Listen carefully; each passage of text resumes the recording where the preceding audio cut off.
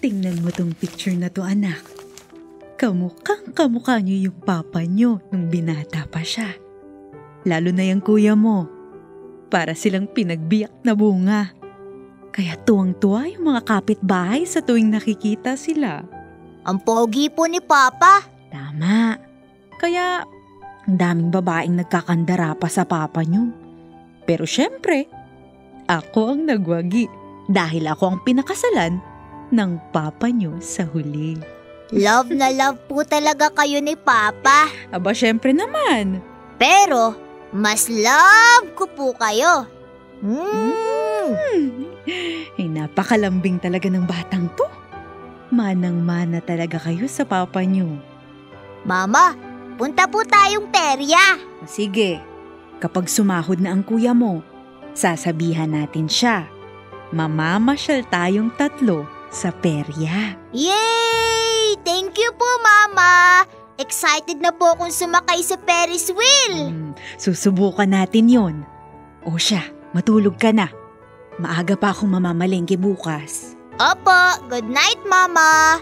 Huwag mong kalimutang magdasal, ah. Opo.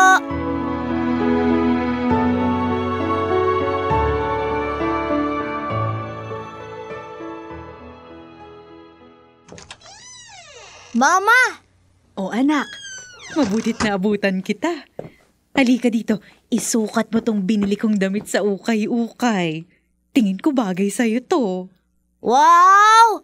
Ang ganda po, Mama! Thank you po! Sabi ko na't magugustuhan mo yan. Nakipag-agawan pa ako dyan dahil may isa ring babae na gustong kunin yan para sa apo niya. Naku, yan na naman si Mama. Ini-spoil na naman niyang si Clayton. Baka lumaki na ang ulo niyan. Parang ikaw hindi ko binibilhan noon na. Hayaan mo na. Minsan lang naman to. Pati konti lang ang damit ng kapatid mo. Karamihan, pinaglumaan mo pa. Mama, lalabas lang po ako. Maglalaro po kami ni Kuya Steve. O sige, mag-iingat kayo ha. Huwag magpapakapagod. Opo. Nakakatuwa naman oh. Parang ikaw lang nung bata ka pa. Ngayon, ang laki-laki mo na. Ang bilis talaga ng panahon. Hindi kaya. Mas makulit at mas matigas ang ulo ni Bunso. Pareho lang kayo. Tinuro mo pa yung isa ganyan ka rin naman noon. O siya, magluluto na muna ako. Sige po, Ma.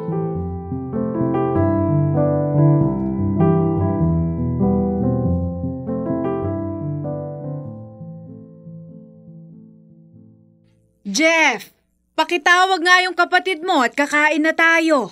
Baka lumamig itong pagkain. Sige po.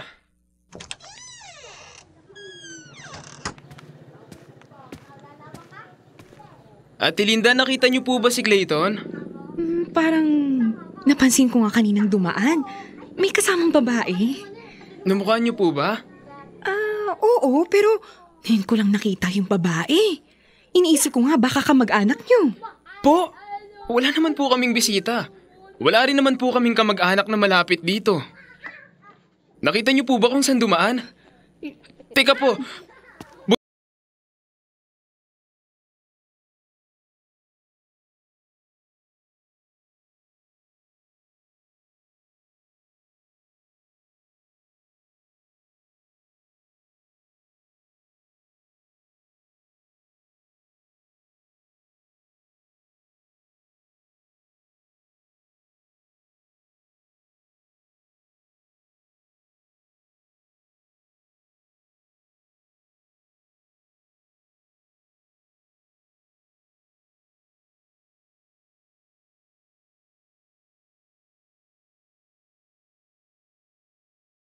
Hindi ko talaga alam. Akala ko kakilala niyo yung kasama niya. Bakit naman siya sumama sa hindi niya kakilala? Nag-aalala na ako. Baka napano ng batang yun. Maghintay muna tayo. Mahanap din siya ni Jeff. Ano Jeff? Anong balita? Nakita mo na ba? Negative. Hindi ko siya nakita. Nagtanong-tanong na rin po ako sa mga posible niyang binaanan pero wala raw. Diyos ko! Ano bang nangyayari sa atin? Ano bang mapapala nila sa pagkuha kay Clayton? Mahirap lang tayo. At wala tayong perang pang-ransom. Kung yun man yung gusto nila. Huwag kang mag-isip ng ganyan. Mahanap din natin siya. Hindi ko mapapatawad ang sarili ko. Pag may nangyaring masama sa kapatid mo.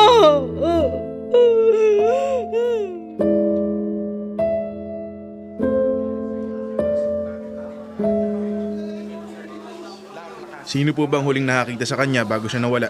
Ako po, sir. Nakita ko po siyang may kasamang babae. Anong itsura ng babae? At saan mo siya huling nakita? Medyo mataba yung babae. Maputi hanggang balikat yung buhok. Tapos nakita ko po silang lumabas sa looban. Baka naman kaibigan niya lang yun. Sir, kaninang umaga pa po nawawala ang anak ko. Hindi naman niya ugaling umalis nang walang paalam. Malay nyo naman, malayo lang ang pinuntahan at gagabihin ng uwi. Alam nyo ho, 24 oras ang hinihintay bago ma-report na missing ang kaso na to. Maghintay na lang ho tayo. Sir! Kinidnap nga ang anak ko at may kasamang ibang tao na hindi namin kilala. Hindi pa ba yun missing? Kumalma ho kayo. Sir, pwede po bang tawagan niyo na lang kami kung makita man sa CCTV ang kapatid ko?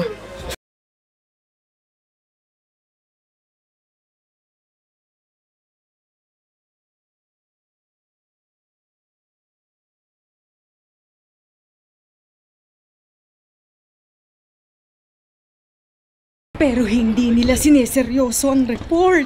Huwag natin silang pangunahan. Gagawin nila ang trabaho nila.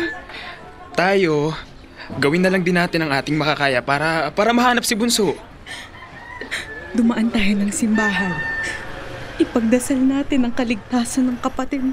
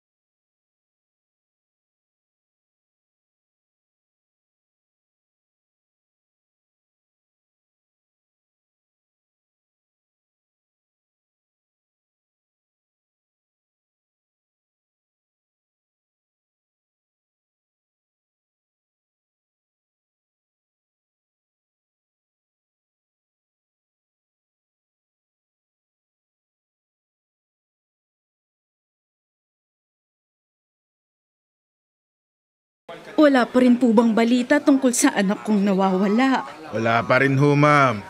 Tatawagan na lang po namin kayo pag may lead na. Sir, may kumidnap sa anak ko. Ang gusto ko lang naman ay mahuli nyo yung babaeng yun at maibalik sa amin ang anak ko. Mahirap pa yun! Ate Belen, kumalma ka, nasa presinto tayo. Kumilos naman ho kayo. Gawin nyo naman ng maayos ang trabaho nyo! Kumikilos naman ho kami. Pero sana maintindihan nyo rin na madami po kaming inaasikasong kaso. Pero makakaasa po kayo na pinagtutuunan namin ng pansin.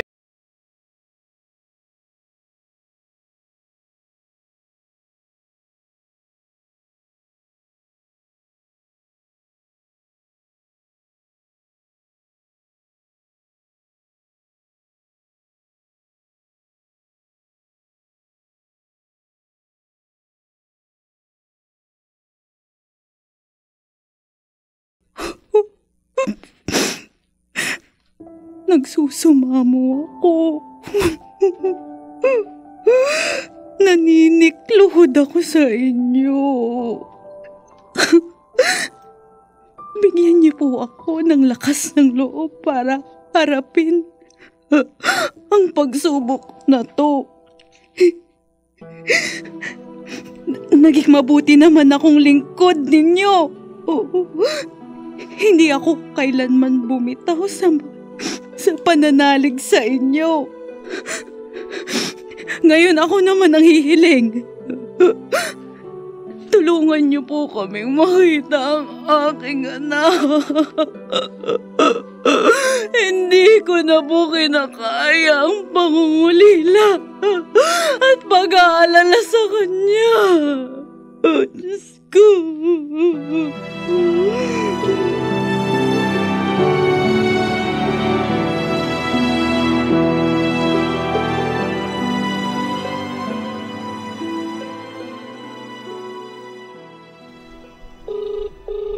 Hello?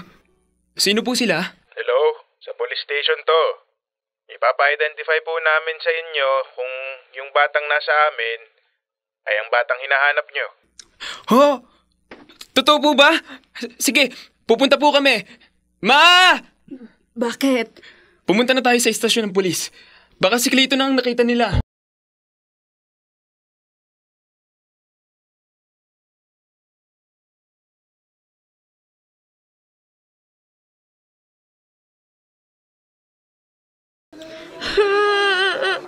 Mama! Anak ko! Salamat! At natagpuan ka na namin! Salamat sa Diyos!